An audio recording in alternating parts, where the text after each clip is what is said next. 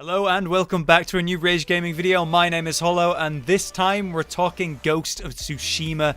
That's right, it is finally out and I spent my entire day playing this incredible game to make this Should You Play first impressions review for you. This may come as no surprise after saying that. It's a really good game and you should probably play it. I've always been a sucker at Punch for feudal Japan settings and samurai sword combat, and this creates an almost cinematic feeling while providing some of the best katana combat I have ever played. There are certainly parts of the game that we can poke at, we can criticize, but my god, where it does well, it does extremely well. So let's talk about why I think you really should play Ghost of Tsushima.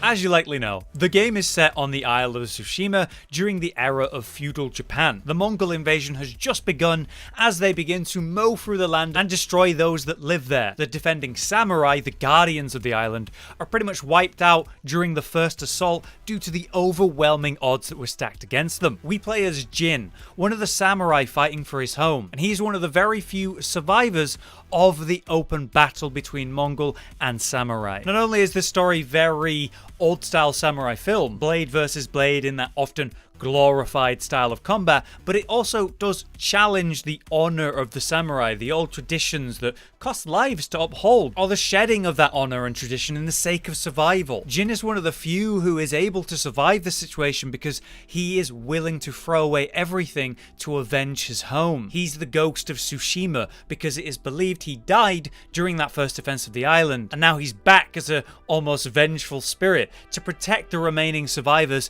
and avenge the dead. Throughout the story, we see how people view him as an idol, while Mongols, on the other hand, slowly begin to fear him as the rumor of the ghost turns into legend. The more things you do, the more battles you fight in, the more exploits you have, the more people know about you. The inner battle of Jin seems to be a big part of the story here. Seeing Jin become the Ghost of Tsushima and struggle to give up traditions to survive. Throughout the game, we're also going to meet others who are having similar struggles and how they choose to approach it or even judge Jin for his choices. Former clans of samurai who used to be at odds are starting to band together to deal with their true foe. It's a fine setup for the world, but unfortunately it is very familiar and a little generic. I like the setup and setting, but it certainly does feel like the characters throughout the game are a little one note. To me, the setting and the world is what draws me here more than the story, which is simple and satisfying instead of, say, mind-blowing or groundbreaking, which is fine for me when the gameplay is this good. So let's talk about it. The strongest aspect of this game, the thing that drew me the most of all, the combat. It is simply brilliant and it has not got boring.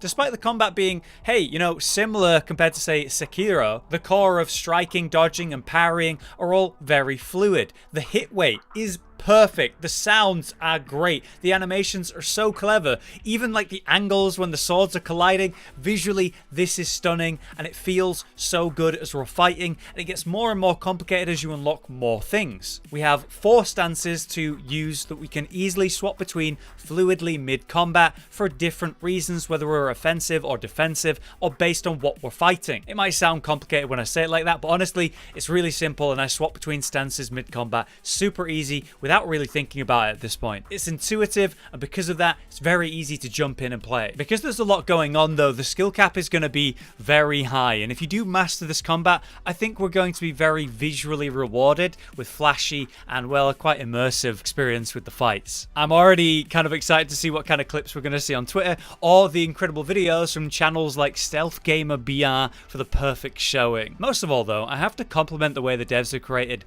ramping difficulty in Ghost. As I progress through the game, the fights are certainly more difficult, but not because of, say, increased damage or necessarily just HP levels increasing. It's the different types of foes that you come across. We're going to be encountering enemies as we get further and further in that understand sword-on-sword combat better. It's not necessarily always the biggest enemy with the tons of armor that's the most dangerous. It's the ones that have different styles of combat and the ones that you can't predict as much, using feints and other strategies. You have to pay more attention against the more difficult opponents to beat them, and that really is how it should be done. Then we have the duel mode, which we saw in the trailers and the gameplay stuff, and it's just a different story when you're playing it yourself. Sure, this mechanic can be overplayed and overdone, so I try not to overly use it, but it is a really cool way to approach combat, even against even the weakest enemy to the biggest and the strongest. Waiting and waiting for the right moment to attack, then cleaning up the kill in one simple strike. And it feels good. Even though it's a bit of a gimmick mechanic, I do really enjoy it. And as we progress our skills with Jin, we can actually upgrade it to perform multiple instant kill strikes.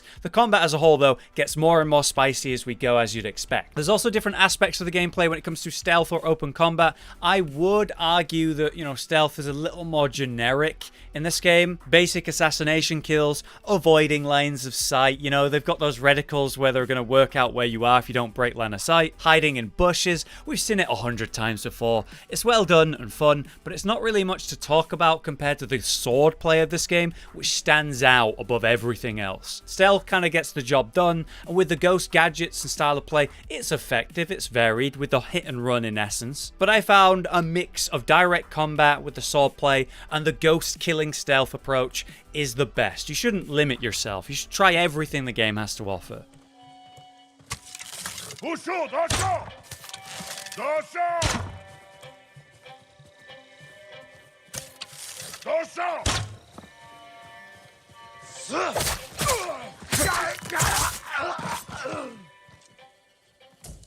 Now let's talk exploration, because this game is an open world, letting you go in any direction you wish with tons of details to each and every area, or the many biomes you're going to discover. The map is divided into 3 main sections, with about 40-ish different biomes within each region. Each one is pretty damn different from one another. There's a lot of variety there instead of copying pasting to the environments. I've been told that the main story and missions of the game is going to last around 20 hours if you were to ignore every side quest and also avoid pretty much any exploration. But with the exploration and leaning a bit into the side content, the game is going to last somewhere more like 30 to 40 hours, and even longer if you're going to 100% the game. Thanks to the genuine freedom of the open world, we're able to go wherever we want, kind of whenever we want, and return to that main story at any time. There doesn't seem to be any gating that forces you to go into side content so that you can gather XP to unlock other areas. There's nothing stopping you from just ignoring the world and doing the main campaign the whole time,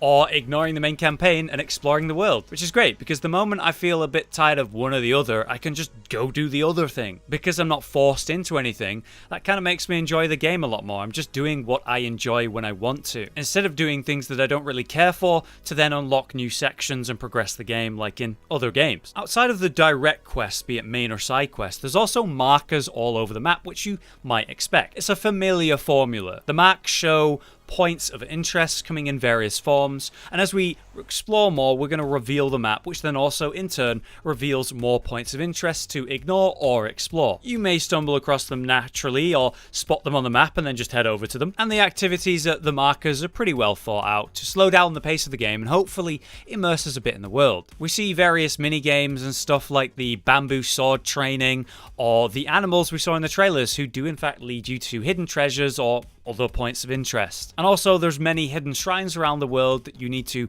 traverse, parkour around, work out how to actually get to them. The shrines are often very well hidden and the rewards are solid with the trinkets that they provide. Any and all of the side content is pretty well rewarded too, with mechanical or cosmetic upgrades, letting you craft or trade for visual flares on your equipment, giving the player specific things they might want to find to work on through the use of side stuff, which is certainly preferable to paying a few bucks for some DLC outfit, which I refuse to ever do, and I wish I would stop seeing in games. Now, outside of mechanical stuff, this is also one of the most beautiful games I've ever played. Despite the graphics not being the most groundbreaking, it certainly has some areas that I'm like, ooh, this is old gen. It makes the most of what it does have. The environments you encounter are very varied and vast in their colors and designs. It's one of those games where you're progressing around, maybe doing an objective, you just want to fight or something, your mind's elsewhere, and then boom, you pay attention to where you are and what you're doing and the atmosphere. Each environment seems to have sort of a primary color that stands out, and the world itself is always moving. Like there's always wind or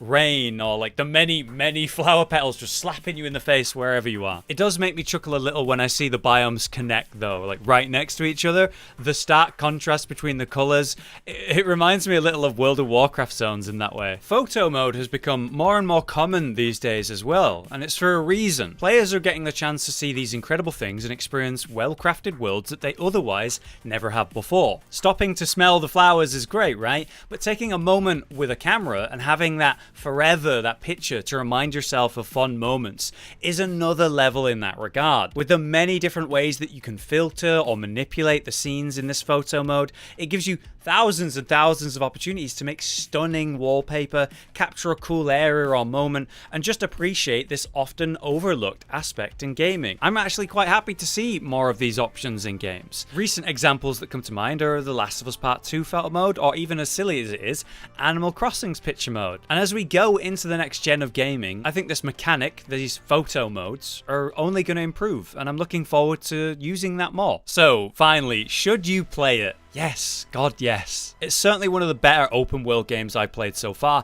and it is the very best samurai game that I've experienced on top of that. To say the least, this is a brilliant final showing for the PlayStation 4. In the aspects where it shines, it is blinding, and I've had a hard time putting the game down to start writing my thoughts and then editing this video. That's what a good game should be, like almost addictive. And since I'm just laying praise on this game, let's talk about a couple of weaker aspects like the graphics, where when you're really focusing on them, like say in conversations, I can see that it's old gen console gaming. Looking at the faces, there isn't that much detail and the tracking isn't great. And on top of that, I did experience some FPS drops here and there in some of the more visually intense moments of the game on my regular old PS4. And because of that, we are playing on 30 FPS, which at times I certainly find invasive. What they're doing with the world is beautiful. It is just a bit of a shame to see it restricted by the technology at times. Jin himself is certainly a bland character as well. They keep him mostly emotionless as part of his character, and unfortunately that leaves him, like I mentioned,